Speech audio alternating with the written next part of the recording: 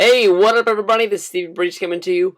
Thought up a cool idea to bring up a blast from the past. The only guy I can bring back is this guy. This is Steviebreech coming to you live from the GoHastings.com Wrestle Center. That is not a wrestle center. You are basically just in your garage. Coming to you live with the first time Q&A shoot interview. This isn't your first Q&A, and this isn't a shoot interview. There's no RF video banner behind you up there. You've done 100 of these Q&As. Plus, you just did like 5 of them a month ago. 6 favorite WrestleMania. Oh, is that how this is going to work? You're going to start asking me questions? Alright, my favorite WrestleMania, honestly, I want to give it to like WrestleMania 17. But I mean, honestly, when I sit down and think about it, WrestleMania 26 will always be my favorite WrestleMania. It's an awesome card, top to bottom. Except for the Divas matches, there's no real filler that fills up the card. It really, in my mind, every match really has a place. Especially like something like Triple H versus Sheamus, especially with how much of a character Sheamus has become. The retirement of Shawn Michaels, the exclamation point on John Cena by beating Vince McMahon's, I guess, henchman, and Batista for the first time really overcoming the odds, and sticking his flag in the middle of the ring, being the main guy for the WWE. If there's any matches on there that is really don't like, it would have to be Chris Jericho versus Edge. But overall, the one WrestleMania that I watched the most, it have to be really WrestleMania 26. I am a homer. I do, tell you that it is because it was my first WrestleMania. But it is what it is. I mean, I can't even really honestly tell you the first time or the last time, that I've watched WrestleMania 17. It's been a good long little while. I just listened to a good review on it that someday I will make into a video and post it up for you guys from the archives. What is your favorite WWE moment of all?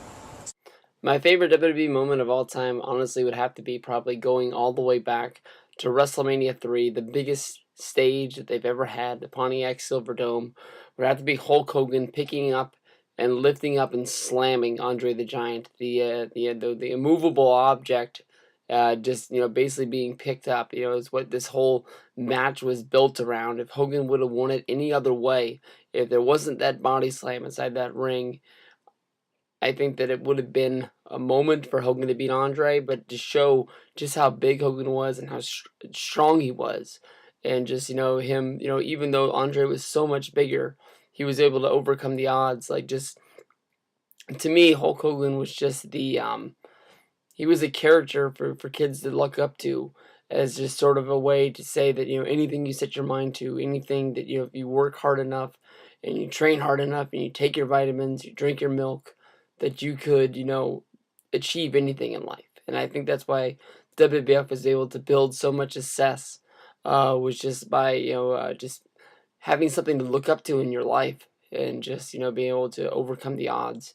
And it's not like I sit here and watch, the Hulkamania VHSs to try to get over things in my life. But as I was growing up, I mean, I think that's what, looking back on things, like Hulk Hogan gave me the powers to believe I can do anything. And with him slamming Andre, that was a huge moment, and probably the biggest moment that WWE's never been able to overcome. Which wrestler in the NXT 7 will be the future of the WWE?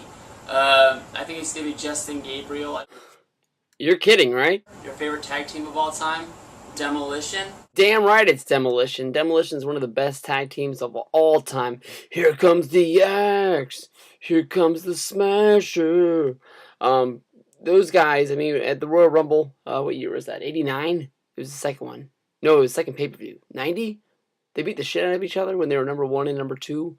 That was awesome. They were the first tag team in the WWF to have the tag team championships for over a year straight. They got those things, and it seemed like they were never going to lose them.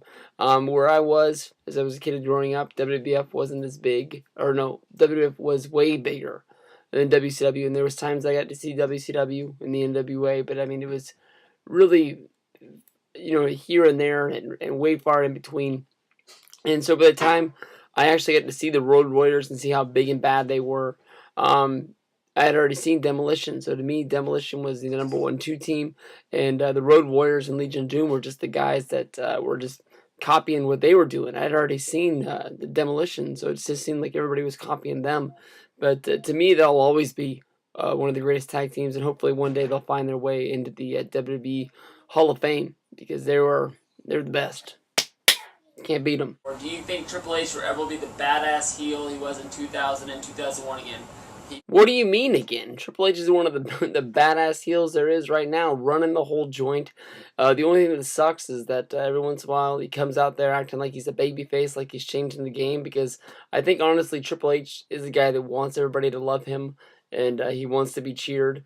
And it shows even though through his heel promos. But with him becoming the heel owner, CEO, running the company for WWE, taking the title away from Daniel Bryan not once but twice, and basically just acting like the title is his, I think makes him a badass heel because I think he's getting to the point where everyone hates him, or at least the fans that aren't smart to the business, that just watch it like it's an actual TV show and don't know what's going on. I think everybody knows one kind of person in the world like that, and you don't want to ruin it and tell them about the wrestling internet society and just how that crippled all of us from being able to believe what's going on. Every once in a while, they're able to pull one over our eyes, and you don't really know what's going on, and you fall for it.